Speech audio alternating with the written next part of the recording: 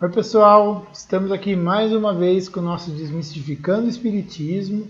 Hoje nós começamos nosso episódio 31 e a gente dá continuidade ao capítulo 9 do segundo livro do Livro dos Espíritos, né?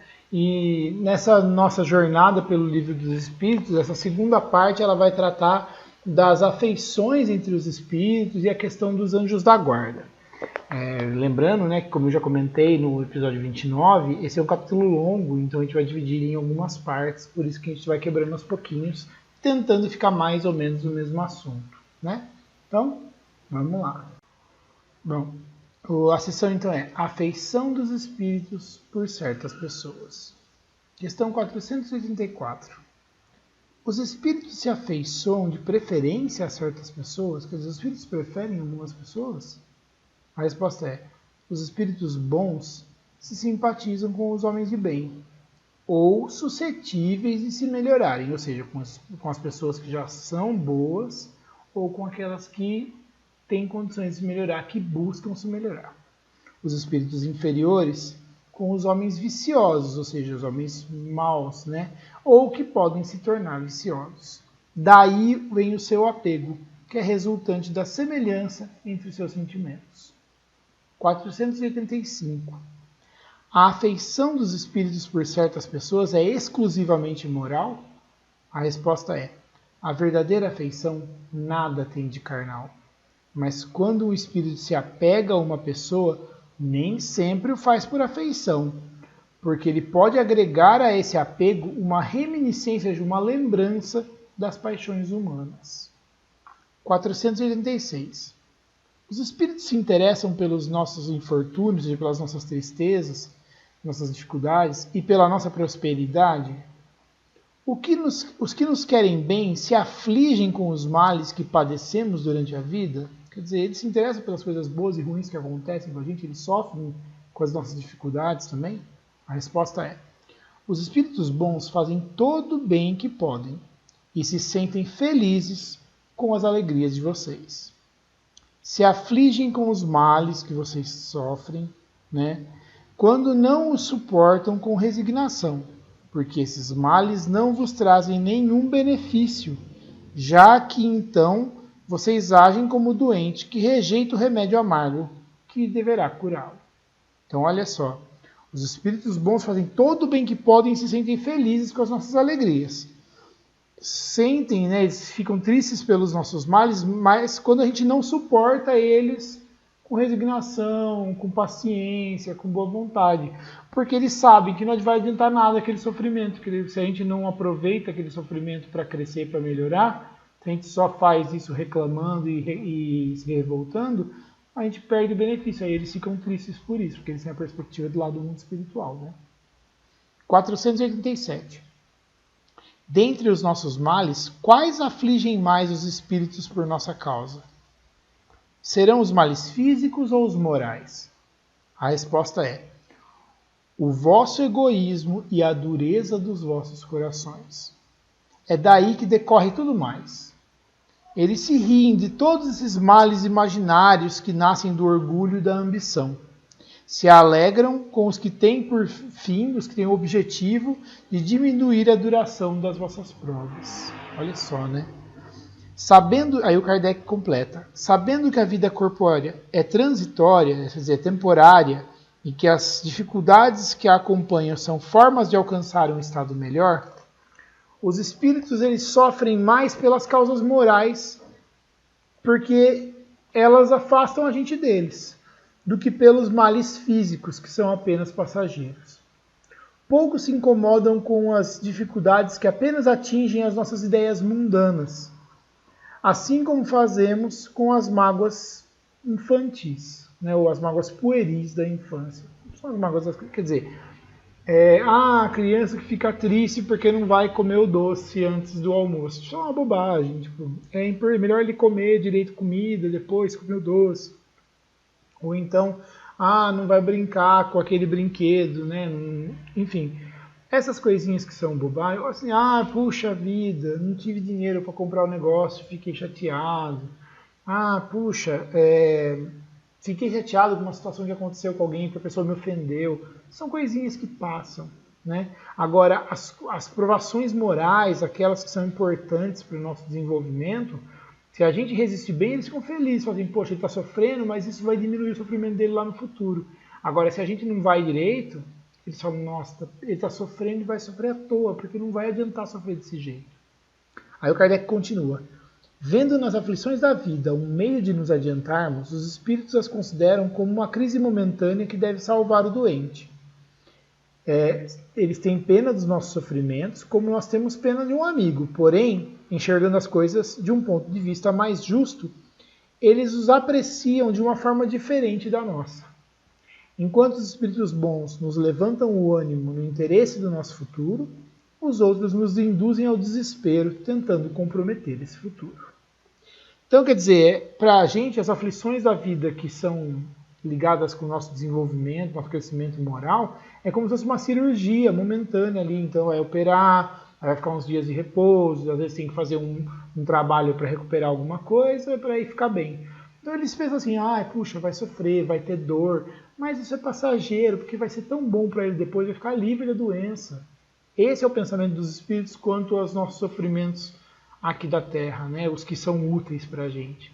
As coisas que vêm das nossas bobagens, do nosso orgulho ferido, da nossa arrogância, né? Do nosso egoísmo, eles falam, isso aí não adianta ficar sofrendo por isso, porque isso é à toa. E quando a gente só carrega isso de maneira ruim, só faz mal para a gente. Eles ficam tristes com isso. Então eles tentam ajudar a gente. Agora, os espíritos que querem ver a gente ficar infeliz como eles são, esses tentam deixar a gente desesperado para revoltar a gente mesmo.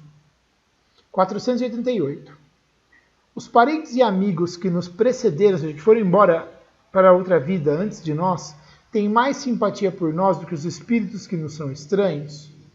Quer dizer, os nossos parentes e amigos que viveram com a gente aqui e que morreram e estão lá do outro lado, eles são mais interessados pela gente do que os espíritos que a gente não conhece? Ele fala, sem dúvida.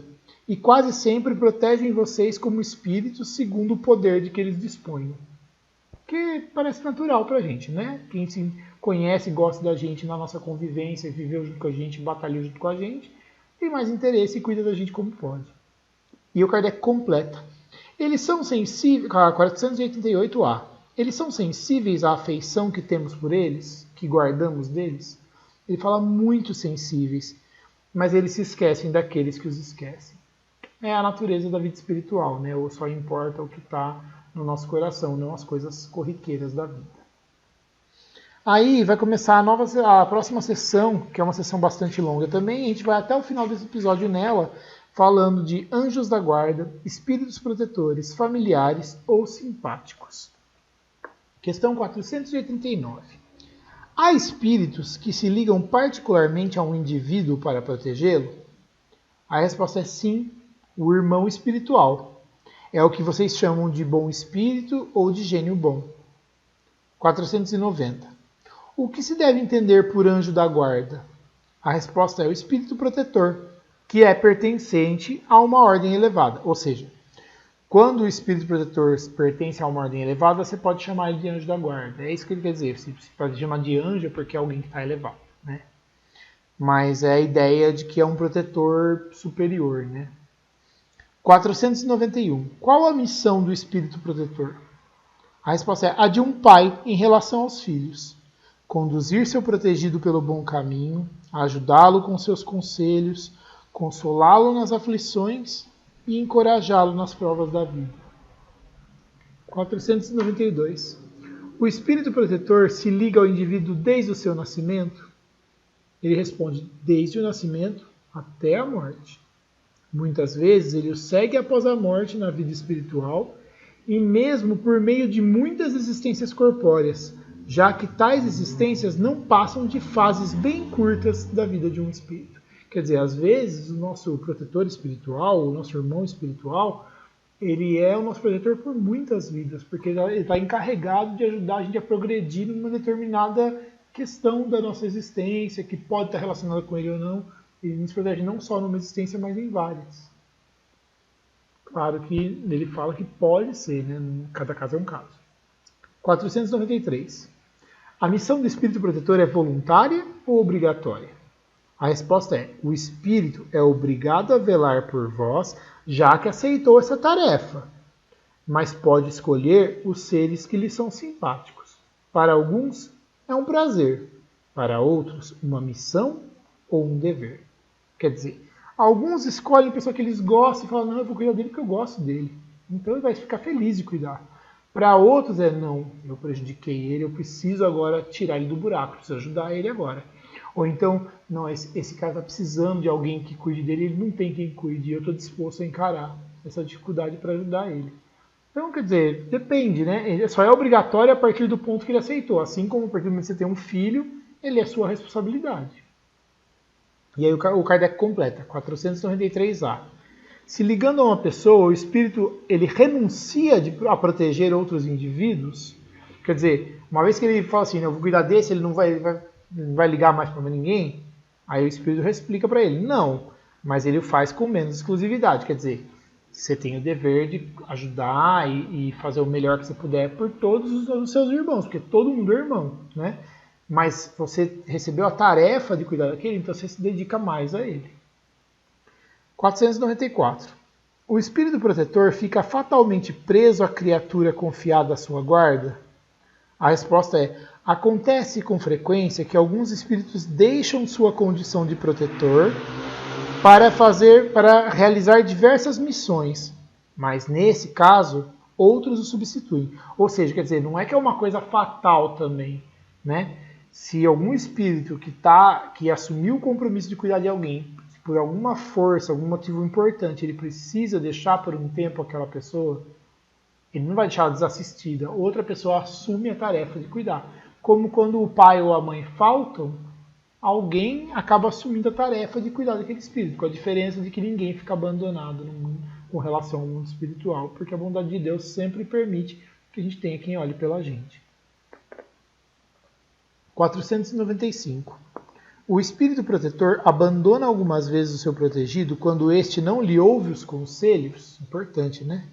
A resposta é: ele se afasta quando vê que seus conselhos são inúteis e que mais forte é a vontade do seu protegido em aceitar a influência dos espíritos inferiores, mas não abandona completamente e sempre se faz ouvir.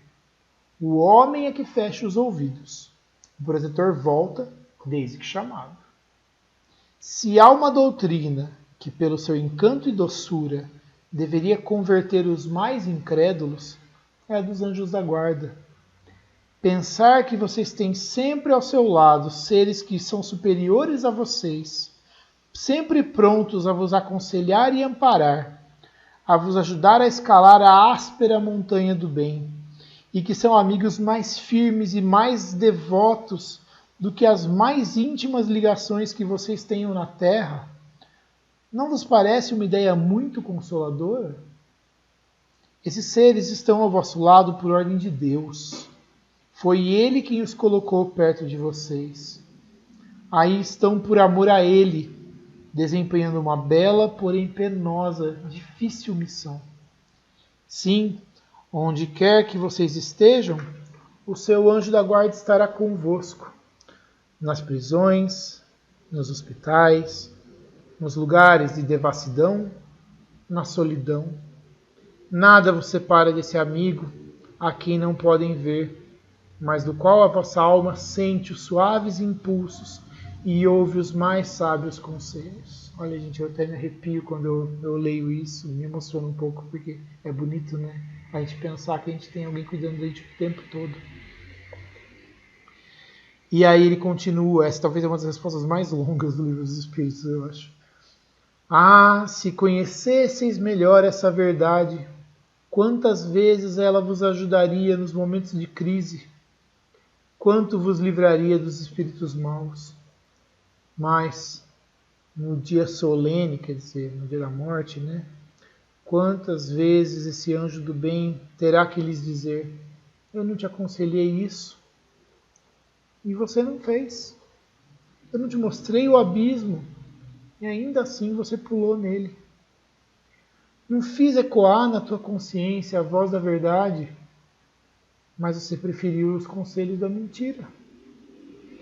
E aí fala: Interrogai os seus anjos da guarda, estabeleçam entre eles e vocês essa terna intimidade que reina entre os melhores amigos. Não pensem que vocês podem ocultar nada deles, porque eles têm o olhar de Deus e vocês não podem enganá-los. Pensem no futuro, procurem avançar nessa vida, e vossas provações serão mais curtas, vossas existências mais felizes. Vamos, homens, coragem! Lancem para longe de uma vez por todas os preconceitos e pensamentos ocultos. Entrem no novo caminho que se abre diante de vocês. Caminhem, caminhem. Vocês têm guias, sigam-nos. A meta, quer dizer, o destino, o caminho, não pode faltar, porque essa meta, ela não tem como faltar, porque a meta é o próprio Deus. Aos que considerem impossível que espíritos verdadeiramente elevados se imponham realizar uma tarefa tão trabalhosa e contínua, diremos que influenciamos as vossas almas mesmo estando a milhões de léguas distantes de vocês. Para nós o espaço não existe. E, embora vivendo em outro mundo, os vossos espíritos conservam suas ligações com os nossos. Nós temos qualidades que vocês não podem compreender, mas estejam certos de que Deus não nos impôs uma tarefa acima das nossas forças e de que não vos deixou sozinhos na terra sem amigos e sem amparo. Cada anjo da guarda tem o seu protegido, pelo qual vela como um pai vela pelo filho. Alegra-se quando vê no bom caminho, sofre quando seus conselhos são ignorados. Não temam nos cansar com as vossas perguntas. Ao contrário, procurem sempre estar em relação conosco, porque assim vocês serão mais fortes e mais felizes. São essas comunicações de cada homem com o seu espírito familiar que fazem sejam médios todos os homens, que fazem que sejam médiums todos os homens, médiums ignorados hoje, mas que se manifestarão mais tarde e se espalharão como um oceano sem limites para rechaçar a incredulidade e a ignorância. Homens instruídos, instruam. Homens de talento, eduquem os vossos irmãos. Vocês não imaginam que obra fazeis dessa forma. A do Cristo, a que Deus vos impõe. Para que Deus vos concedeu a inteligência e o saber, senão para que repartam com os seus irmãos, senão para fazê-los avançar no caminho da bem-aventurança e da felicidade eterna. E, como não costuma acontecer sempre no Livro dos Espíritos, essa resposta ela é assinada por São Luís e Santo Agostinho. Eu me emociono um pouco com esse texto, de fato. E aí o Kardec faz um comentário depois dessa resposta. Ele diz: a doutrina dos anjos da guarda, a velarem pelos seus protegidos, apesar da distância que separa os mundos, nada tem que deva surpreender. É, ao contrário, grandiosa e sublime. Não vemos na terra o pai velar pelo filho, embora esteja longe dele, e auxiliá-lo com seus conselhos, se correspondendo com ele. E a gente vê isso hoje muito mais, né? Internet, mensagem, vídeo, né? O próprio telefone, que na época não existia, né? Que haverá então de surpreendente em que os espíritos de um mundo ao outro possam guiar os que tomam sob sua proteção, uma vez que para eles a distância que separa os mundos é menor do que a que nesse planeta separa os continentes. Eles não dispõem, além disso, do fluido universal que interliga todos os mundos e os torna solidários, veículo imenso da transmissão dos pensamentos, assim como o ar para nós é o veículo da transmissão do som. Essa é uma das questões talvez mais bonitas do Livro dos Espíritos, a questão 495, com essa resposta, né, emocionante de São Luís e Santo Agostinho, e essa explicação clara do Kardec, né, de que se é possível que um pai cuide de um filho na vida terrena, na nossa vida aqui encarnados, Imagina os espíritos que têm essas possibilidades que já foram explicadas nos capítulos anteriores aqui do Livro dos Espíritos, que têm condições de se manter em contato com nós, independente da distância em que eles estejam, que podem nos alcançar rapidamente e conseguem penetrar os nossos pensamentos e conhecer os nossos sentimentos e, com isso, ajudar a gente da melhor forma possível, né? Então, como pode ser estranho pensar que tem alguém velando por nós o tempo todo, que a gente nunca está sozinho nesse mundo? Mas, depois da emoção dessa questão, vamos continuar, né? Questão 496. O espírito que abandona o seu protegido, não mais lhe fazendo bem, pode lhe fazer o mal? Aí a resposta é: os espíritos bons nunca fazem o mal. Deixam que o façam os que lhe tomam lugar. E então, vocês acusam a sorte pelas desgraças que vos oprimem, quando a falta, ou seja, a culpa, é apenas em vocês. O que ele quer dizer aqui é o seguinte: não é que o espírito bom vai lá e fala assim, você vai lá e faz mal para ele. Lógico que não. Ele fala assim, eles são bons, eles não vão fazer o mal. Mas quando você se fecha para eles, então o que eles vão fazer? Eles falam assim, bom, paciência, já que ele quer aquilo ali, deixa ele fazer o que ele quer. Quando ele estiver disposto a voltar, eu venho para ele de novo. Essa é a postura deles. 497. O espírito protetor pode deixar o seu protegido à mercê de outro espírito que lhe queira fazer mal? Quer dizer, ele pode deixar o cara ali desprotegido? A resposta é: existe a união dos espíritos maus para neutralizar a ação dos bons. Mas, se o quiser, o protegido dará toda a força ao seu protetor. O espírito bom talvez encontre em outro lugar uma boa vontade a ser auxiliada, e assim aproveita a oportunidade para ajudá-la enquanto aguarda a volta do seu protegido. Vejam que essa questão está ligada com a anterior, né? Então o que ele quer dizer é assim, às vezes os espíritos, né, perturbados, inferiores, né, que estão dominando a pessoa encarnada, eles, ou mesmo que não seja encarnado, né, mas a pessoa que está ali submetida a eles podem se juntar e ajudar a neutralizar o efeito do bom. Quer dizer, eles convencem a pessoa protegida a não aceitar o conselho do espírito mentor, né, do espírito protetor. Mas se o protegido quiser, ele dá toda a força que o protetor precisa para livrar ele daquela influência, porque ele quer. E aí ele quer, o protetor está disposto a proteger e ele consegue fazer. E que enquanto isso, pode ser que o espírito bom vá ajudando outras pessoas que precisam de ajuda. Mas assim que o protegido se dispuser, ele volta para poder ajudar ele imediatamente. 498. Quando o espírito protetor deixa que seu protegido se extravie, ou seja, se perca na vida, será por não poder lutar contra espíritos malévolos? Aí a resposta é: não é porque ele não possa, mas porque não quer. Assim, seu protegido sai das provas mais perfeito e mais instruído. Então, de novo, Bom, ele continua, né? Ele o ajuda com seus conselhos, pelos bons pensamentos que lhe inspira, mas que infelizmente nem sempre são ouvidos. Somente a fraqueza, a negligência ou o orgulho do homem pode dar força aos espíritos maus. O poder deles sobre vocês advém do fato de que não lhes opõem resistência. Então, o que ele fala aqui não é que o espírito protetor larga o cara lá porque ele não consegue proteger, mas é porque ele fala, bom, ele precisa olhar, né? Ele precisa querer melhorar. Quando ele quer melhorar, ele sempre é capaz de fazer. Então a responsabilidade é nossa, não é do protetor. 499.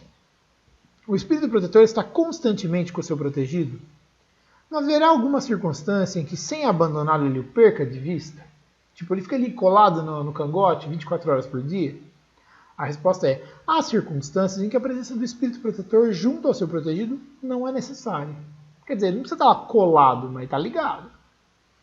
Questão 500. Chegamos mais ou menos à metade do livro dos espíritos, gente. Chegará um tempo em que o espírito não tenha mais necessidade do anjo da guarda? A resposta é sim, quando se torna capaz de conduzir-se por si mesmo, como há um momento em que o aluno não precisa mais de mestre. Mas isso não acontece na Terra. 501. Por que é oculta a ação dos espíritos sobre a nossa existência? E por que, quando nos protegem, não o fazem de modo ostensivo, quer dizer, abertamente, né? Tipo, por que eu não sei que ele está me ajudando? A resposta é: se vocês contassem com o amparo deles, não agiriam por vocês mesmos e o seu espírito não progrediria. O espírito precisa de experiência para se adiantar. Experiência que, na maioria das vezes, deve ser adquirida à sua custa.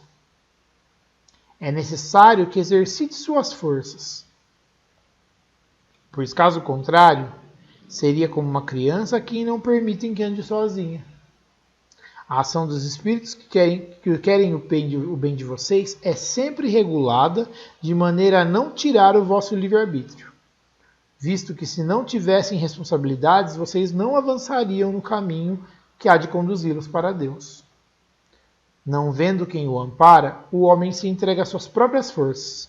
Seu guia, entretanto, vela por ele e de vez em quando o adverte, em alto e bom som, do perigo.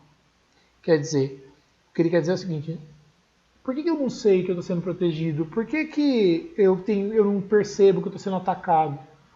É porque você tem que contar com você mesmo. Você tem que se esforçar em fazer o melhor que você pode. Quando você se esforça em fazer o melhor que você pode, você consegue resistir nas influências, você consegue fazendo por si só. Você não sabe que você está sendo ajudado, como você está sendo ajudado, você não sabe se está acima ou não da sua força. Você tenta ir no que é certo. Você tentando ir no que é certo, você vai ter ajuda se não estiver acima da sua capacidade. E se não for, se você tenta ir no errado, você vai ser influenciado para agir errado mesmo. Então é para a gente ter a responsabilidade para poder crescer, para poder falar: não, ó, eu não sabia que estava sendo ajudado, eu entendi agora qual é o caminho. Então agora eu consigo seguir sozinho também. O caminho do crescimento é mais ou menos esse, né? 502. O espírito protetor que consegue trazer ao bom caminho o seu protegido ganha algo? Ganha algum bem com isso? A resposta é um mérito que lhe será levado em conta, seja para o seu progresso, seja para a sua felicidade. Ele se sente feliz quando vê que seus esforços são bem-sucedidos. É uma vitória para ele, assim como um professor se sente vitorioso pelo sucesso do seu aluno. E aí o Kardec completa, 502A. Ele é responsável quando não consegue bons resultados? A resposta é não, porque fez o que dependia dele. Ou seja, se ele fez tudo o que ele podia para ajudar o outro, e ele, por ser um espírito superior, ele tem condições de saber isso, né? Então, não é culpa dele se o outro falhou. Mas se ele conseguiu ajudar, ele tem a felicidade de conseguir ajudar e o mérito por ter conseguido. 503. O espírito protetor que vê o seu protegido seguir o mau caminho, apesar dos conselhos que ele lhe dá, sofre com isso. Esse fato não é um motivo de perturbação para a sua felicidade? Quer dizer, ele é um espírito superior, ele está vendo o cara sofrendo apesar de tudo que ele faz, isso não tira a felicidade dele? Não tem alguma coisa errada aí? A resposta é: ele sofre com os erros de seu protegido e os lamenta. Embora essa aflição nada tenha das angústias da paternidade terrena, porque ele sabe que há remédio para o mal e que o que não se faz hoje, amanhã se fará. Quer dizer, ele fica triste por saber que vai demorar mais ainda para aquele espírito, né, superar as fraquezas dele. Mas ele não fica desesperado como um pai, uma mãe que vê o filho sofrendo e fala: nossa, se perdeu. Porque ele sabe que não se perdeu, ele sabe que da bondade de Deus sempre vai ter um amanhã para recomeçar. Só que ele fica triste pelo sofrimento que vem até lá. 504. Podemos sempre saber o nome de nosso espírito protetor ou anjo da guarda? A resposta é: como vocês querem saber os nomes que não existem para vocês? Acreditam então que só existem os espíritos que vocês conhecem? E aí o Kardec completa na 504A. Nesse caso, como então invocá-lo se não o conhecemos? Quer dizer, ele fala assim: eu posso saber o nome dele? Ele fala assim: vocês não conhecem o espírito? Ele fala: mas se eu não conheço, como é que eu posso invocar ele? Como que eu chamo ele? A resposta é importante também. Deem a ele o nome que vocês quiserem, o de um espírito superior que vos inspire simpatia ou veneração. O seu espírito protetor atenderá a esse apelo, visto que todos os espíritos bons são irmãos e se ajudam mutuamente. Quer dizer, você pode chamar, né, como existe muito na tradição católica, por exemplo, de você pedir para um santo, você reza às vezes para anjo, né, e você pede para o mentor que você conhece do livro lá do espírita que você lê, você pede para o espírito de um familiar que você acha que pode te ajudar, embora não é legal sempre ficar chamando familiares, a gente não sabe a situação deles, né? Mas se a gente pedir para um espírito, sempre pensando em alguém superior, ou pedir direto para Deus, para Jesus, Não importa. Sempre que você pede honestamente pelo bem, os espíritos bons se ajudam. Então o seu protetor vai te ajudar. Fala, bom, ele está pedindo para ele, mas eu estou encarregado de cuidar dele, eu vou cuidar dele. E se por qualquer motivo, naquele momento ele não tem como ajudar, sempre tem outros bons que falam, poxa, ele está pedindo ajuda para o protetor dele, mas eu posso ajudar ele, eu vou cuidar dele disso aqui. Os espíritos bons se ajudam. A bondade de Deus permite isso, né? 505. Os espíritos protetores que usam nomes conhecidos serão sempre realmente os das pessoas que tiveram esses nomes? Que é o caso de muitas mensagens, né, que a gente recebe e tal. Não, ele fala, não, nem sempre eles vão ser aquele cara que está falando o nome, né? Não, mas espíritos que lhes são simpáticos e que muitas vezes comparecem por sua ordem. Vocês precisam de nomes, ele fala. Então, eles usam um que vos inspire confiança. Quando vocês não podem realizar pessoalmente uma missão, vocês enviam alguém da sua confiança que age em vosso nome. Quer dizer, então, por exemplo, aquela mensagem emocionante que te leu ali, né? De São Luís e Santo Agostinho, talvez não precisava ter sido o São Luís ou o Santo Agostinho que veio lá trazer. Poderia ser, mas eles poderiam ter enviado alguém em nome deles, por exemplo. Né? 506. Quando estivermos na vida espiritual, reconheceremos nosso espírito protetor? A resposta é sim, pois não é incomum que vocês já o conhecessem antes da vossa encarnação. 507. Todos os espíritos protetores pertencem à classe dos espíritos superiores?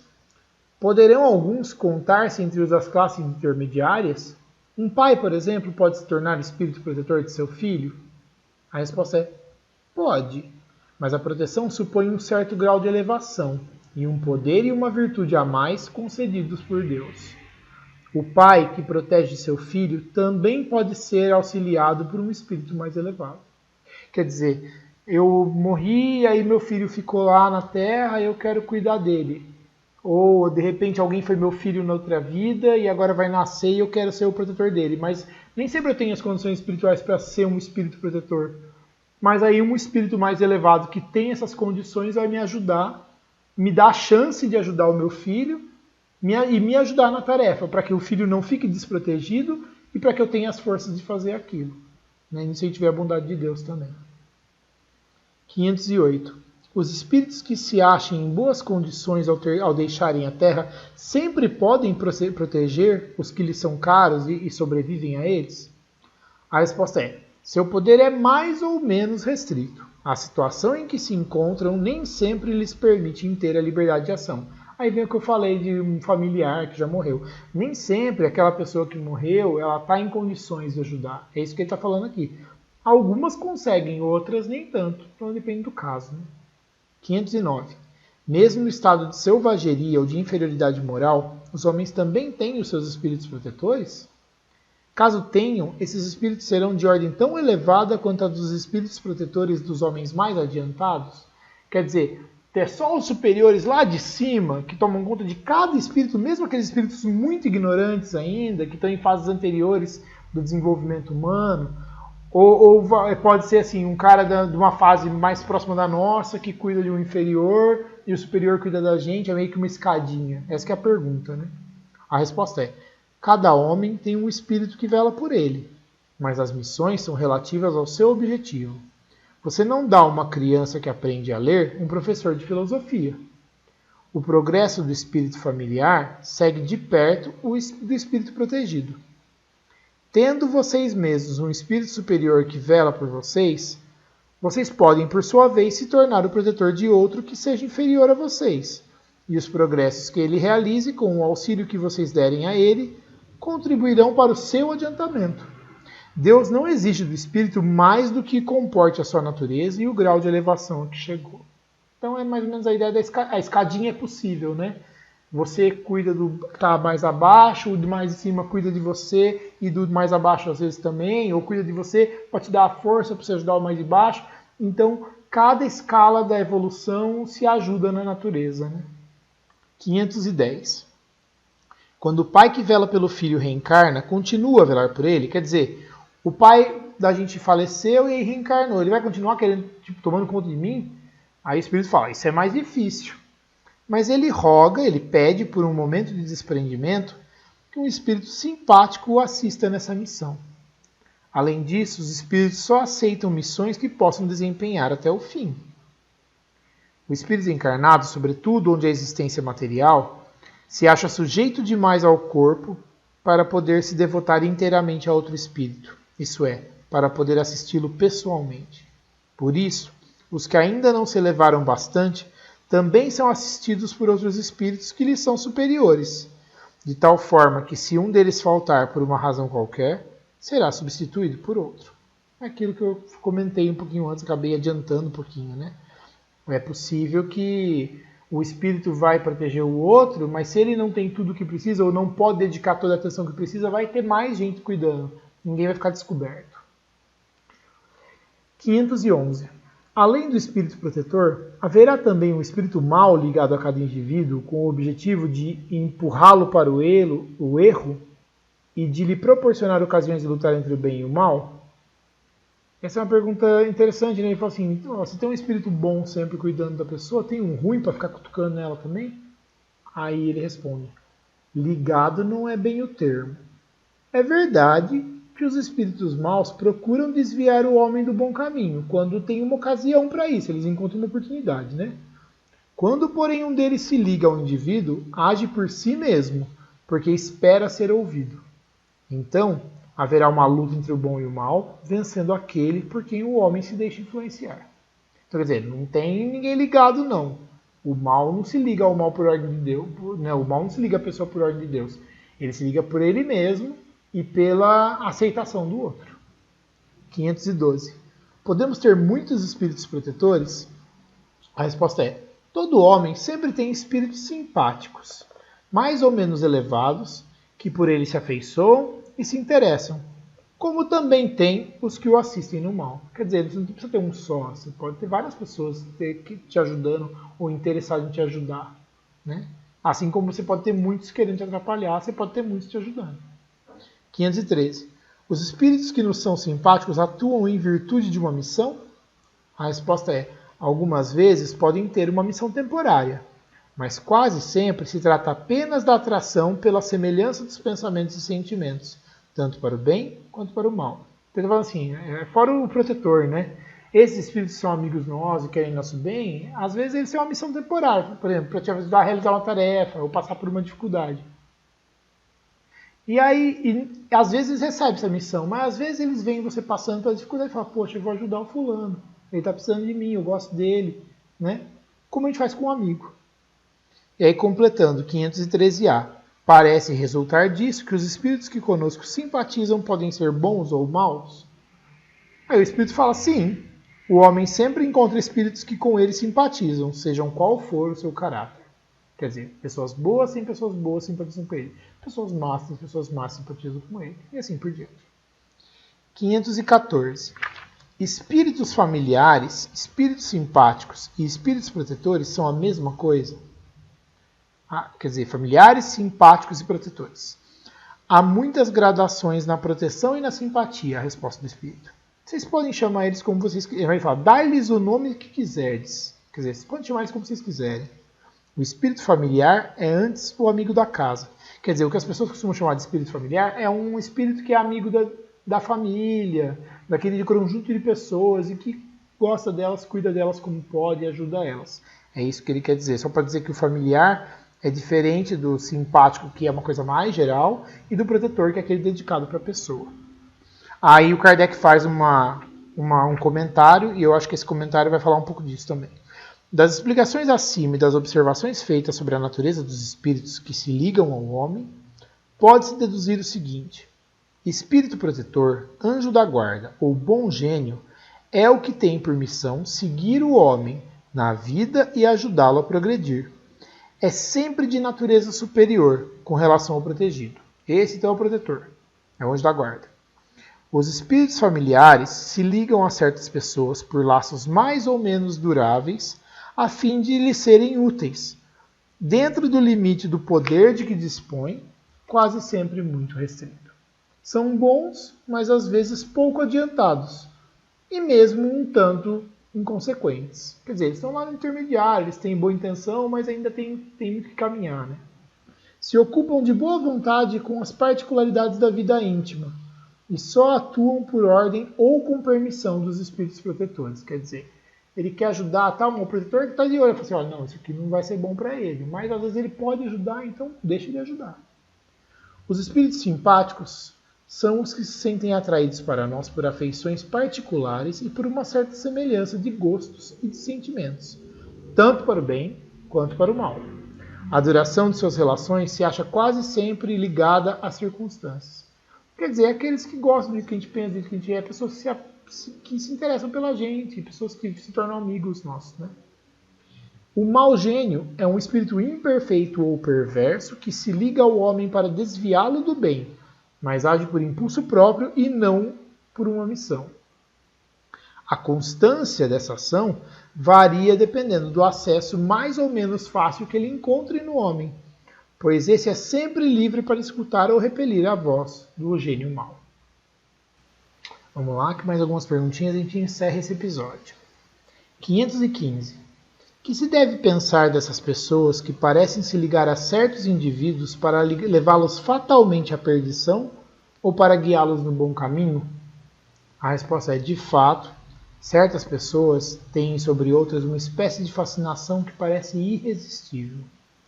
Quando isso acontece para o mal, são espíritos maus, de que se servem outros espíritos maus para melhor subjugá-las, dominá-las. Aí ele fala, Deus pode permiti-lo para vos testar. 516. Nossos gênios, bom e mal, não poderiam encarnar a fim de nos acompanharem na vida de maneira mais direta? A resposta é, isso acontece algumas vezes. Frequentemente, porém, eles encarregam dessa missão outros espíritos encarnados que lhes são simpáticos. Ou seja, às vezes o espírito, o espírito bom, o gênio bom, o protetor, ele fala, não, agora eu vou nascer, vou viver lá junto com ele na carne para ajudar ele nessa tarefa. E o ruim que quer ir atrás dele para cutucar ele, fala, não, eu vou lá também. Ou às vezes ele precisa ir, porque ele também tem que tentar se melhorar e nem sempre consegue, né? Mas se ele tem, seja a intenção que ele tiver, às vezes ele vai para outros espíritos e fala assim, olha, me ajuda. Por exemplo, o espírito superior que cuida de você fala, olha, agora eu preciso encarnar. Você vai procurar outros que estejam simpáticos a eles para cuidar daquela pessoa. Do mesmo jeito, um espírito mau que não consegue fazer o que ele quer, ele pode ir atrás de outros espíritos mal intencionados para fazer aquilo também. 517. Haverá espíritos que se liguem a uma família inteira para protegê-la? Aí a resposta é, alguns espíritos se apegam aos membros de uma mesma família, que vivem juntos e unidos pela afeição. Mas não acrediteis em espíritos protetores do orgulho das raças. O que ele chama de orgulho das raças é espíritos, assim, que protegem um povo inteiro, né? Pensaram, por exemplo, espíritos que só protegem os brasileiros, ou os ciganos, ou os judeus, ou os negros. Não tem isso, entendeu?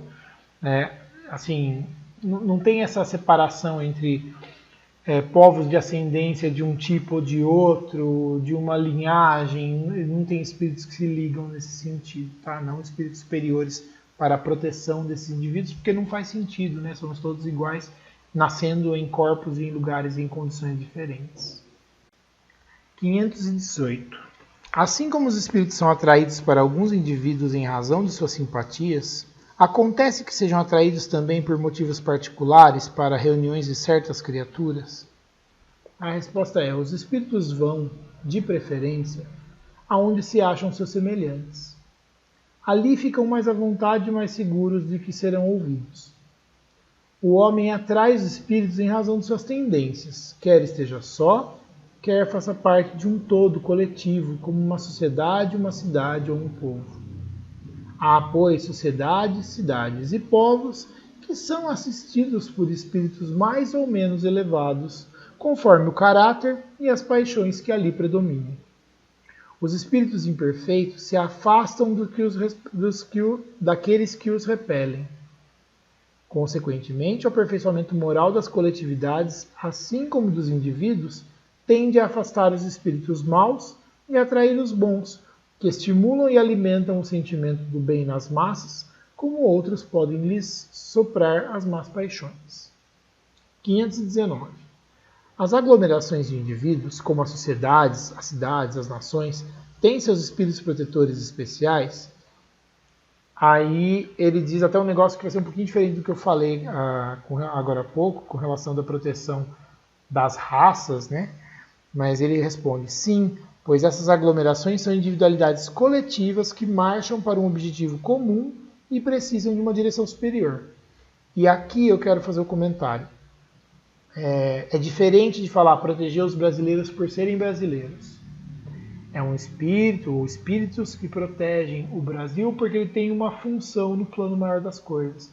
Ou porque aquele povo, pela característica que tem, precisa evoluir num certo sentido. É diferente de falar, não, os brasileiros são melhores que os outros, então vamos proteger eles. É essa a ideia que não existe. Tá? E talvez não tenha ficado claro no meu outro comentário. 520. Os espíritos protetores das coletividades, dos grupos de pessoas, são de natureza mais elevada do que os que se ligam aos indivíduos? A resposta é, tudo é relativo ao grau de adiantamento dessas massas, assim como dos indivíduos. Quer dizer, se na média aquela coletividade ela é elevada, vai ter um espírito mais elevado àquela média, né? Se na média ela é mais inferior, então o espírito não precisa ser tão evoluído. Ele pode ser, mas não precisa ser tão evoluído. Ele tem que ser evoluído o suficiente para estar acima daqueles que ele está tomando conta. E tem que ter condições de fazer isso, né? Capacidade de fazer isso. 521. Certos espíritos podem auxiliar o progresso das artes, protegendo os que se dedicam a elas? A resposta é, existem espíritos protetores especiais que assistem os que os invocam quando os julgam dignos. Mas o que vocês querem que eles façam com os que pensam que são dignos e não são? Eles não fazem os cegos verem, nem os surdos ouvirem. Aí o Kardec faz uma explicação. Os antigos haviam feito desses espíritos divindades especiais. As musas da mitologia, né? Não eram senão a personificação alegórica, ou seja, era uma alegoria, era uma figura, uma forma de representar os espíritos protetores das ciências e das artes. Assim como os deuses Lares e Penates, que eram o nome dessas outras divindades da mitologia, simbolizavam os espíritos protetores da família. Entre os modernos, as artes, as diferentes indústrias, as cidades, os países também têm seus patronos ou protetores, que nada mais são que espíritos superiores, embora com outros nomes. Aí o Kardec continua. Tendo cada homem espíritos que com ele simpatizam, segue-se que em todas as coletividades, a imensa maioria dos espíritos que são simpáticos a elas, guarda uma proporção com a generalidade dos indivíduos. Que os espíritos estranhos são atraídos para essas coletividades pela identidade de seus gostos e dos pensamentos. Ou seja, resumindo, que esses agrupamentos de pessoas, tanto quanto os indivíduos, são mais ou menos envolvidos, assistidos, quer dizer, ajudados e influenciados de acordo com a natureza dos pensamentos dominantes daqueles que os compõem. Entre os povos, as causas de atração dos espíritos são os costumes, os hábitos, o caráter dominante e, sobretudo, as leis, porque o caráter de uma nação se reflete nas suas leis. Os homens que fazem reinar a justiça entre si combatem a influência dos espíritos maus. Onde quer que as leis consagrem coisas injustas, contrárias à humanidade, os espíritos bons ficam em minoria, e a massa dos maus, que para ali vai, mantém as suas ideias e paralisa as boas influências, que são parciais, e que ficam perdidas na multidão, assim como uma espiga isolada entre espinheiros. Estudando-se o costume dos povos ou de qualquer agrupamento humano, facilmente se forma uma ideia da população oculta, ou seja, dos espíritos, que se intromete nos seus pensamentos e atos. E assim, depois de um capítulo denso, com muitas ideias poderosas sobre a forma como a gente se relaciona com os espíritos, a gente encerra esse episódio. Muito obrigado pela paciência, foi um episódio bem longo, talvez o mais longo dos que a gente tem. E no próximo episódio a gente continua falando sobre os pressentimentos e a influência dos espíritos na nossa vida. Muito obrigado e até lá.